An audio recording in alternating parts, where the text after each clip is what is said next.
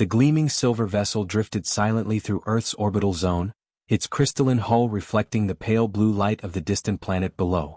Ambassador Veltar of the Ethereal Collective adjusted his sensory apparatus and reviewed the standard first contact protocols for the third time. After conducting successful integrations with over 2,000 primitive worlds, this should be routine. Another backwater planet, another species ready for guided development under Confederation oversight. His confidence lasted exactly 47 seconds after establishing visual contact with the human orbital installations. A brilliant flash of white-hot plasma erupted from what appeared to be a civilian maintenance platform. The energy discharge vaporized a metallic object the size of Veltar's personal transport shuttle in less than 2 heartbeats. Before the ambassador could process this display of casual destruction, another plasma burst obliterated a second piece of orbital debris. Incoming transmission from the human vessel, announced his communications officer, tentacles trembling slightly as they worked the control interface. The view screen flickered to life, revealing a human male with short dark hair and an expression of friendly curiosity. He wore what appeared to be standard work clothing, not military armor, yet his hand rested casually on a control panel that Veltar's sensors identified as a weapon system capable of cracking small asteroids. "Hey there, welcome to our little corner of space," the human said with a cheerful wave. "I'm Commander Lee Miho. Sorry about all the light show out here. We're just doing some spring cleaning around the orbital platforms." Veltar's translator worked frantically to process the alien concepts. Spring cleaning came through as seasonal purification ritual, while the energy readings from the human weapons continued to climb off his sensor scales. "Your purification methods appear quite energetic," Veltar managed, trying to maintain diplomatic composure while his threat assessment system screamed warnings. Miho laughed, a sound that the translator rendered as predator vocalization indicating satisfaction with successful hunt. The human gestured toward the plasma cannons with obvious pride. "Oh, this old setup? This is our gentle approach for clearing out the junk. When we really need to remove something stubborn, we break out the serious equipment." The ambassador felt his internal temperature drop several degrees. "Serious equipment? Sure. We've got some real monster guns in the back bays for when space debris gets too close to the civilian stations. But hey, no need for that today. This soft-touch approach works fine for regular maintenance." Miho's hand moved across his control panel, and another plasma burst turned a defunct communications satellite into glowing particles. Veltar's linguistic processor struggled with soft-touch approach, while his sensors registered enough destructive force to level a small city.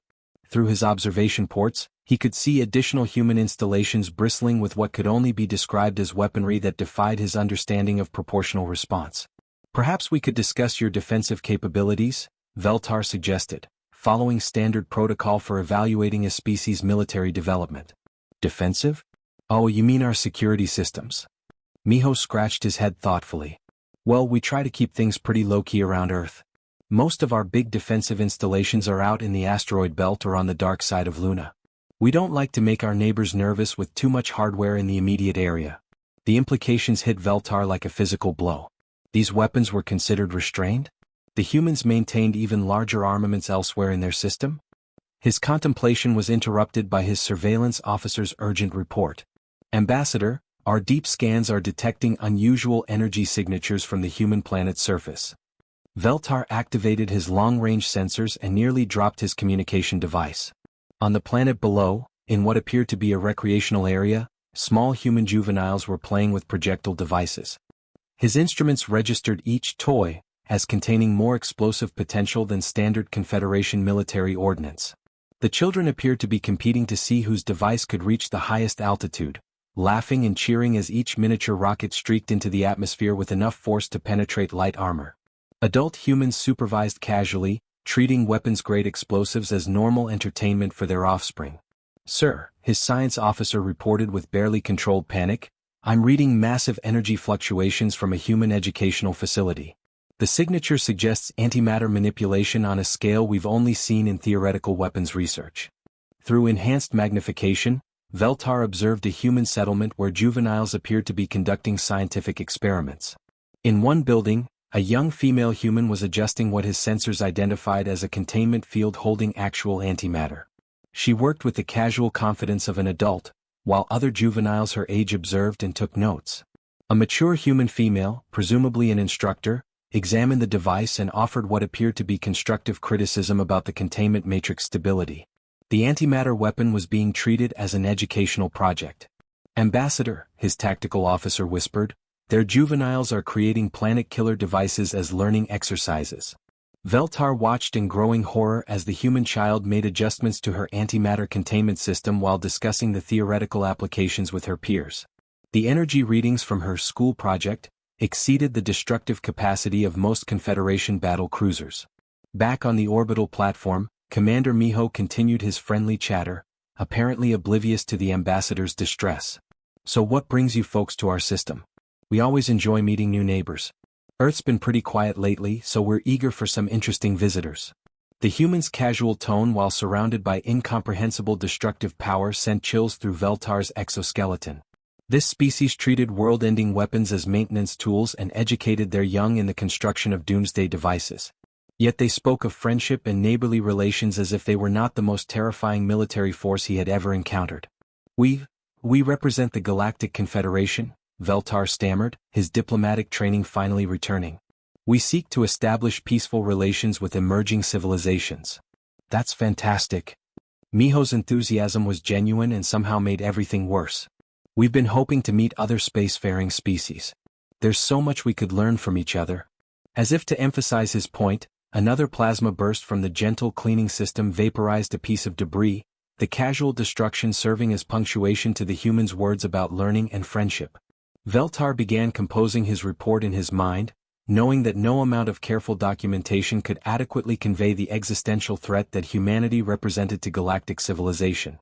Agent Krillnox adjusted his optical sensors and settled deeper into his crystalline data pod, surrounded by floating holographic displays showing the most disturbing intelligence report he had ever processed. 3 solar cycles had passed since Ambassador Veltar's first contact with the humans, and the translated documentation painted a picture of a species so dangerous that Krillnox had requested additional security clearances just to review the files. The translation matrix hummed softly as it processed the final linguistic conversions. 17 different alien languages had handled the original report before reaching Krillnox's native tongue, and each translation layer had added increasingly ominous interpretations of human behavior. What had started as Veltar's careful observations had become a catalogue of horrors that defied galactic understanding of civilized conduct. Krillnox began with the section labeled, Human Domestic Threat Management Protocols. According to the translated report, humans maintained constant warfare against something called armored assault species within their own living spaces. The documentation described a human male named Kim Dae-hoon who regularly deployed industrial-grade neurotoxins to eliminate these creatures in what the report termed systematic xenocide operations. The agent's appendages trembled as he reviewed the chemical analysis. The substances humans used in these domestic conflicts could theoretically eliminate entire populations of most known species. Yet they deployed these weapons casually, even in areas where their offspring lived and played. The report suggested humans had developed such complete immunity to biological warfare agents that they considered deadly toxins safe for household use. Krillnox moved to the next section with growing dread. The file contained detailed records of human voluntary combat conditioning exercises that challenged everything he understood about survival instincts. Video footage showed a human female named Young Hyojin deliberately launching herself from aircraft at impossible altitudes, protected only by a thin fabric device that appeared to malfunction regularly based on the human screaming during descent. The report noted that humans engaged in this life-threatening activity for what they called fun. The translation matrix had processed this concept as ritualistic preparation for orbital assault missions, suggesting humans found pleasure in training for the most dangerous forms of combat imaginable. Even more disturbing was footage of another human, Cho Minwo, who strapped thin metal blades to his feet and threw himself down ice-covered mountain slopes at speeds that would be fatal for most species. The human navigated between obstacles with impossible precision, apparently enjoying the constant threat of death. Krillnox's analysis concluded that humans subjected themselves to these recreational training exercises voluntarily, indicating military conditioning so thorough that they had eliminated their own fear of death. The agent paused his review to check the file's authenticity markers. Everything appeared genuine, which made the contents even more terrifying. He continued reading about human entertainment systems, which the report described as historical archives of their military victories against alien species. Krillnox accessed the reference materials and found thousands of hours of what appeared to be documentary footage showing humans defeating technologically superior alien forces through sheer determination and tactical brilliance. In one archive, a single human warrior eliminated an entire alien species using only primitive weapons and environmental advantages. Another showed humans surviving planetary destruction and rebuilding their civilization from nothing. The psychological profiles were particularly chilling. The documentation suggested humans routinely formed emotional bonds with natural predators, somehow converting deadly creatures into loyal allies through what the report called pack bonding protocols. Images showed humans living peacefully alongside creatures that should have been eating them, suggesting manipulation abilities that bordered on mind control. Most disturbing of all was the section on human dietary habits. The report documented humans consuming known toxins recreationally, apparently for social bonding purposes. A human female named Lee Subin regularly served customers a stimulant called caffeine that would send most galactic species into cardiac arrest. The humans not only survived these doses but became dependent on them for normal function. Chef Park Taeyong specialized in preparing foods containing capsaicin, a chemical compound that registered as a weapons-grade irritant on Confederation sensors. Humans consumed these chemical weapons voluntarily and appeared to enjoy the experience. Security footage showed them laughing and requesting stronger concentrations of the toxin. Perhaps most terrifying was their consumption of ethanol, a substance that damaged neural tissue in every known species except humans. The report suggested humans used this neurotoxin to enhance their social bonding and reduce their natural inhibitions, implying they became more dangerous when intoxicated rather than less capable. Krillnox cross-referenced the medical data with xenobiology databases and discovered additional horrors. Humans originated from what the classification system labeled a death world, with gravity levels that would crush most galactic species. They had evolved as persistence predators, capable of pursuing prey across impossible distances until their targets collapsed from exhaustion. Their healing capabilities defied medical understanding. The report documented humans surviving injuries that should have been immediately fatal, then continuing to function at combat effectiveness. They possessed redundant organ systems and pain tolerance levels that allowed them to ignore damage that would incapacitate any rational species. Dr. Yoon Jinha's research files provided the final piece of the puzzle. Humans had developed emotional bonding mechanisms so powerful they could form attachments to virtually any other species, even natural enemies. The report suggested this was not accidental evolution but a deliberate adaptation that allowed humans to infiltrate and manipulate other cultures before conquest. Krillnox completed his analysis with shaking appendages. Every data point confirmed the same terrifying conclusion. Humanity represented the most dangerous species the Confederation had ever encountered. They combined apex predator biology with advanced technology, psychological manipulation capabilities, and a cultural framework that treated deadly combat as recreational activity. He began drafting his report to the Confederation Council, knowing that his words would reshape galactic policy for generations. The humans had disguised their true nature behind friendly diplomatic overtures, but the evidence was overwhelming. They were not just another primitive species ready for integration.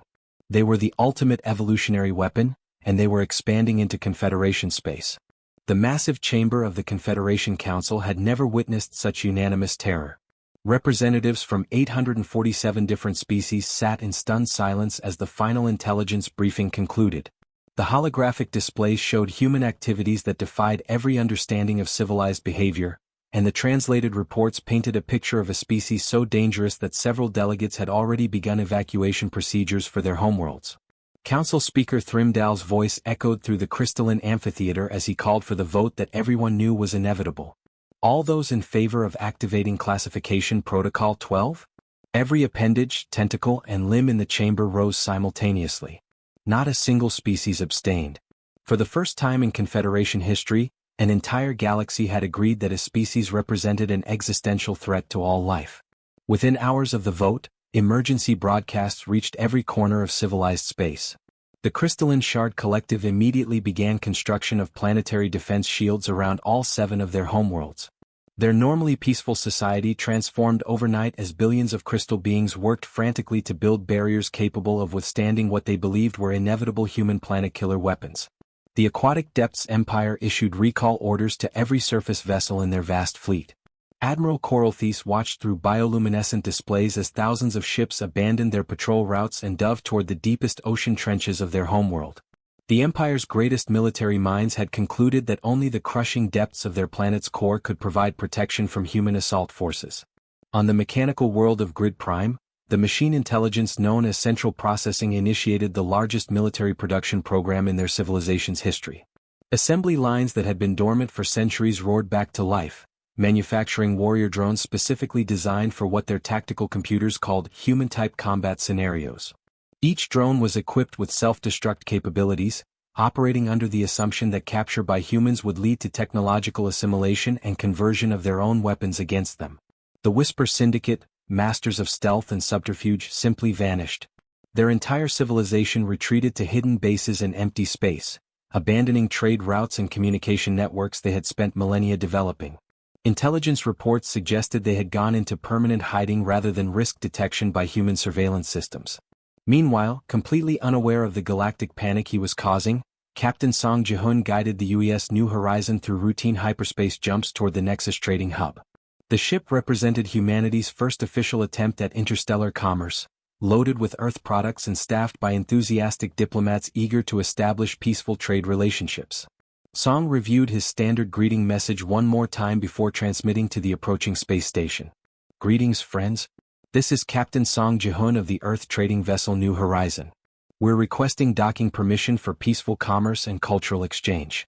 We have coffee, chocolate, and various Earth crafts to share with our galactic neighbors." What Song intended as a friendly introduction was being analyzed by teams of xenolinguists across 3 star systems.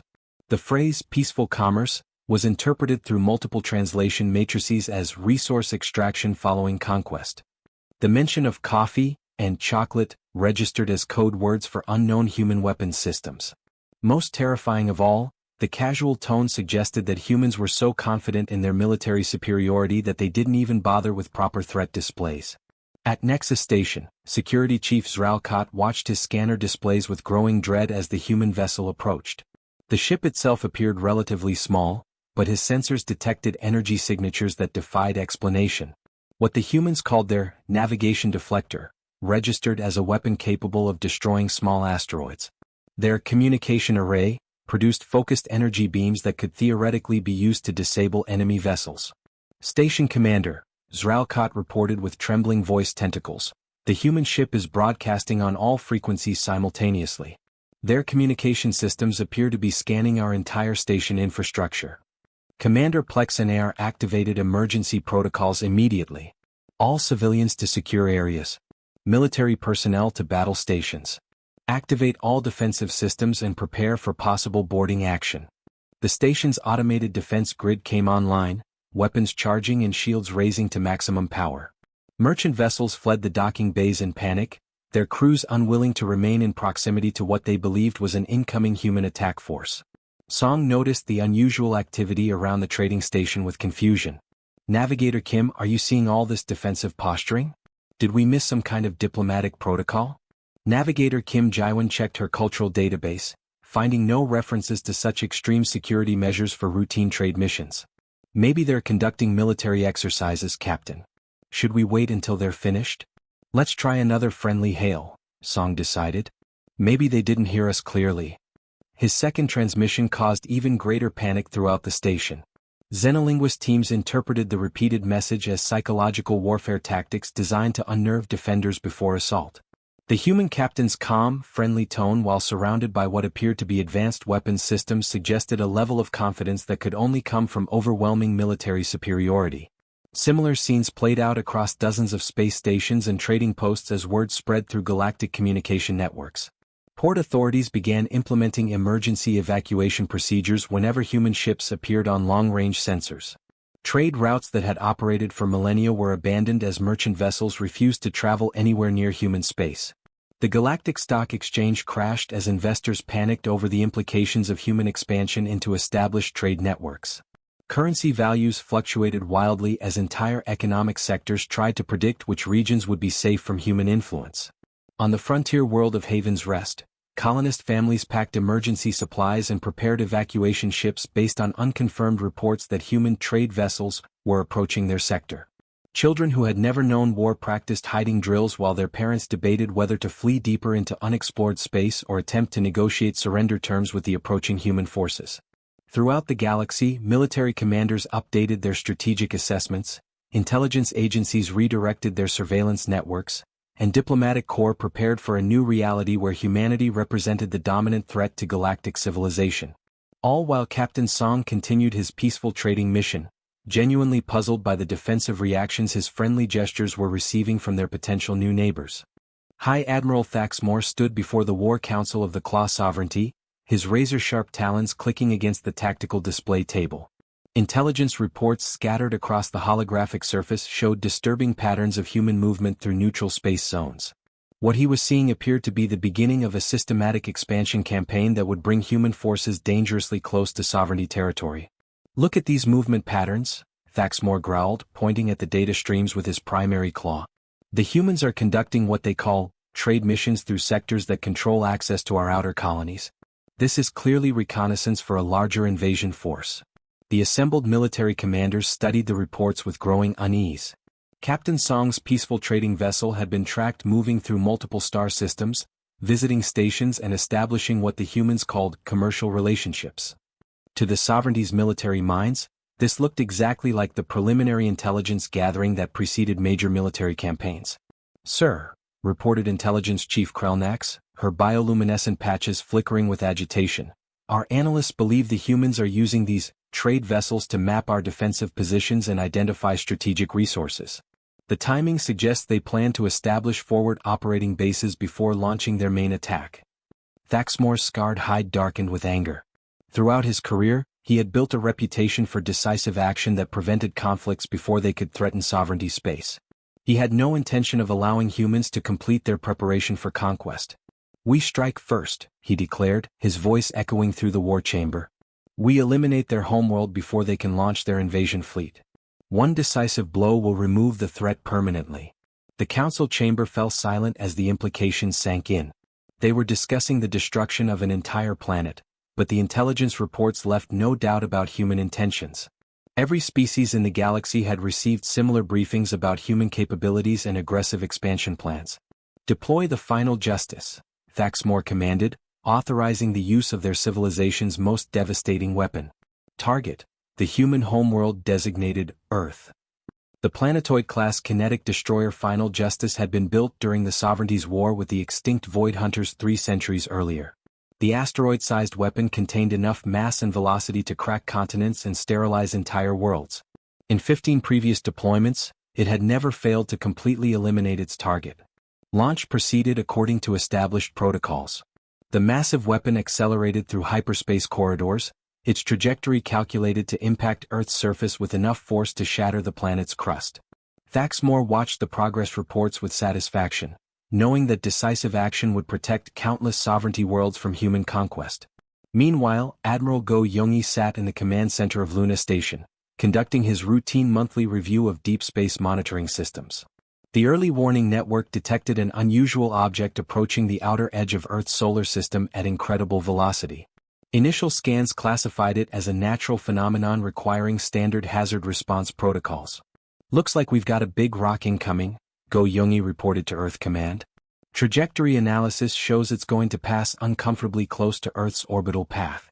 Recommend we initiate deflection procedures." The asteroid measured approximately 2 kilometers in diameter and contained enough mass to cause significant damage if it impacted anywhere in Earth's vicinity. Standard procedure called for either deflection using gravity tractors or controlled destruction using nuclear charges, depending on composition analysis. Dr. Yun Sora, head of the Solar System Engineering Corps, reviewed the incoming data with professional interest. "Actually, Admiral, this rock has some interesting mineral compositions.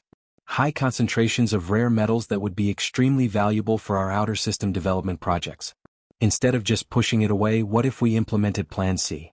Plan C represented the Engineering Corps' preferred solution for hazardous asteroids with valuable resources: capture, processing, and conversion into useful infrastructure. The procedure had been successfully tested on dozens of smaller objects over the past decade. "Approved," Go Youngi responded after reviewing the risk assessments. "Just make sure you keep it well away from Earth during processing." What followed was a masterpiece of human engineering efficiency. Specialized vessels intercepted the incoming asteroid using gravity manipulation technology, gradually altering its trajectory into a stable orbit around the outer gas giant. Controlled fusion charges carved precise channels through the asteroid's interior, while mining drones extracted valuable materials and prepared the hollow shell for conversion. Within 6 months, Asteroid Mining Station Alpha 7 was operational.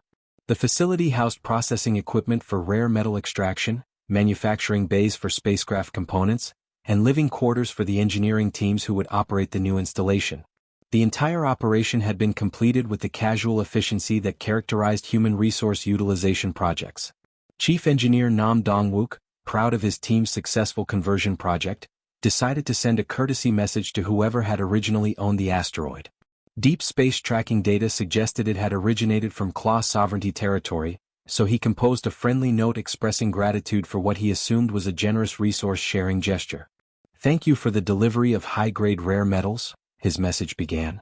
"Your asteroid contained enough palladium and rhodium to upgrade our entire outer system defense grid. We've also been able to build several new deep space exploration vessels with the leftover materials. The quality of the ore was exceptional, much better than what we usually find in our local asteroid belt." Nam continued with typical human enthusiasm for collaborative projects. "If you have any more mining material to share, we'd be happy to discuss formal trade agreements. We could offer manufactured goods, agricultural products, or even technical assistance with your own mining operations in exchange for similar raw material deliveries." The message was transmitted through standard diplomatic channels, reaching Claw sovereignty space just as High Admiral Thaxmore was waiting for confirmation of Earth's destruction. Instead, he received what appeared to be a casual acknowledgement that humans had not only survived his planet-killer weapon but had converted it into a military installation and weapons manufacturing facility. The implications hit the sovereignty leadership like a physical blow. Humans had neutralized their ultimate weapon so effortlessly that they interpreted it as a trade delivery. They had transformed a device designed to crack planets into infrastructure for building more weapons. And they had done it all in less time than it took most civilizations to conduct basic threat assessments. The neutral station Haven's Rest had never hosted such a massive gathering of terrified delegates. Representatives from 400 different species crowded into the main conference chamber, their various breathing apparatus, translation devices, and security equipment creating a chaos of blinking lights and humming machinery. The air recycling systems worked overtime to accommodate the atmospheric needs of beings from across the galaxy, all united by a single overwhelming fear. Commander Lee Miho walked into the chamber with the relaxed confidence of someone attending a friendly neighborhood meeting. He had been promoted to humanity's chief diplomatic liaison after his successful first contact mission, though he still didn't understand why aliens seemed so nervous around humans.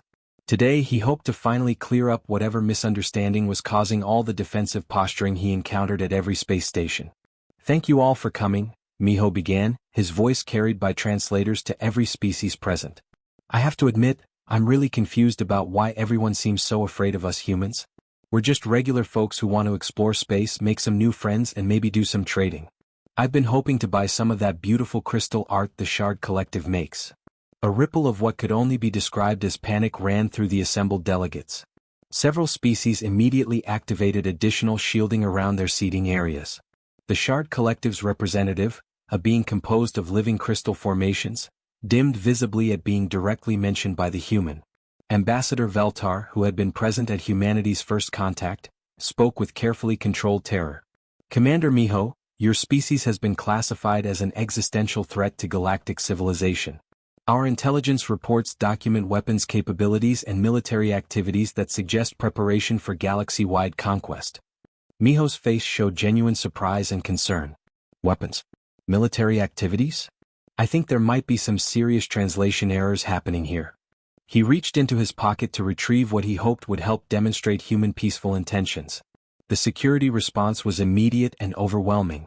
Energy shields flared to life around the chamber as dozens of different species' protective systems activated simultaneously. Several delegates dove behind their seating platforms, while others began broadcasting what appeared to be final messages to their homeworlds. What Miho pulled from his pocket was a simple multi-tool, the kind carried by maintenance workers and outdoor enthusiasts throughout human space. To him, it represented practical preparedness and the human tendency to be ready for minor repairs or everyday problems. He opened several of its functions to show the delegates. "See, this little gadget has everything you need for basic tasks," he explained cheerfully, unaware that security sensors throughout the chamber were screaming warnings about concealed weapons. It's got a knife for opening packages, screwdrivers for minor repairs, scissors, a bottle opener for celebrations, and even a tiny flashlight. The alien delegates watched in horror as the human casually displayed what their sensors identified as a multi-purpose assassination device. The retractable blade registered as being constructed from molecular-grade steel capable of penetrating most known armor materials. The other implements appeared designed for sabotage, torture, or dismantling security systems. "This is standard equipment for humans?"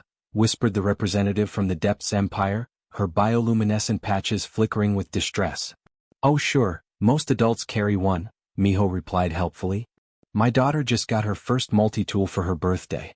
She's so excited to start working on little projects around the house." The implication that humans armed their children with what appeared to be professional assassin tools sent another wave of panic through the chamber. Several more delegates activated emergency communication protocols with their homeworlds. Trying to further demonstrate human friendliness, Miho pulled out his smartphone. "Here, let me show you some pictures of my family. This is my wife Suyang and our daughter Minji. We live in a little house outside Seoul, and Minji loves playing in our garden." The device in Miho's hands registered on alien sensors as a quantum computing system with processing power that exceeded the central computers of most civilizations. Its communication capabilities suggested surveillance and hacking potential that could penetrate any known security system. The casual way the human handled such advanced technology while discussing his personal life implied that these devices were common throughout human society. "You carry quantum computers as personal items?" asked the grid network representative, its mechanical voice distorted by static interference. "Quantum computers?" Miho looked at his phone with confusion. "This is just a regular smartphone. Everyone has one. My daughter's got one too, though we limit her screen time during school hours."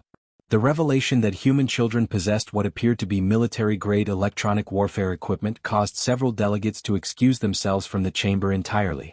Emergency evacuation procedures began activating throughout the station as species representatives decided that proximity to the human diplomat was too dangerous to maintain.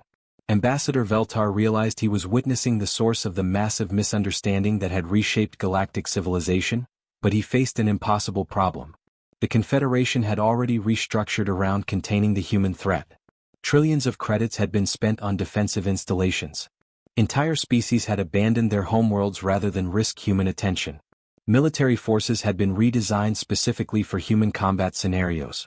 "Commander Miho," Veltar said carefully, "there appears to have been a significant miscommunication regarding your species' intentions and capabilities." Miho nodded eagerly. "That's what I've been trying to figure out. Everyone keeps treating us like we're some kind of dangerous military force, but we're just normal people who want to be good neighbors."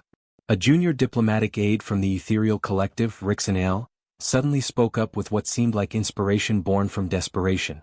"Perhaps we could designate humanity as official galactic peacekeepers. If they held legitimate authority to maintain order, their reputation would serve to prevent conflicts throughout civilized space." The suggestion was immediately seized upon by delegates who saw it as a way to manage the crisis without admitting the bureaucratic catastrophe that had created it. If humans were given official authority, then their terrifying reputation could be used to maintain the peace that their mere existence had accidentally created. The vote was unanimous, though motivated by terror rather than enthusiasm.